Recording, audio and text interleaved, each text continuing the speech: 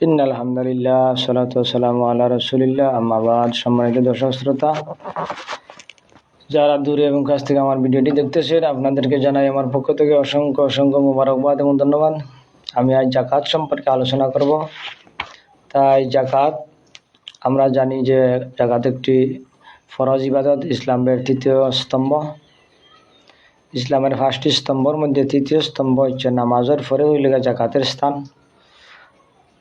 তাই জাকাত সম্পর্কে যে সম্পদের উপরে জাকাত ফরজ আমি তা আলোচনা করব।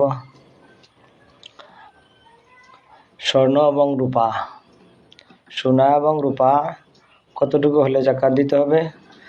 আমরা প্রত্যেকেও জানি কম বেশি যে 7.5 তোলা স্বর্ণ এবং 52.5 তোলা রূপা যদি কারো কাছে থাকে, 1 বছর মালিকানা দিন, তাহলে তাদের উপর জাকাত দেওয়া ফরজ। তাহলে কতটুকু, যদি কারো কাছে সোনা 1 ভরি, রূপা 2 ভরি বা 5 ভরি থাকে, সব মিলিয়ে যদি, মুফাসসির কেরাম হলে বলেছেন যে তোমার কাছে কিছু অর্থ সম্পদ আছে, কিছু সোনা আছে, কিছু রূপা আছে, সব মিলিয়ে যদি আপনি বাজার দর দেখতে হবে সোনার দর কত এবং রূপার দর কত। আমি নেটে সার্চ দিয়ে দেখি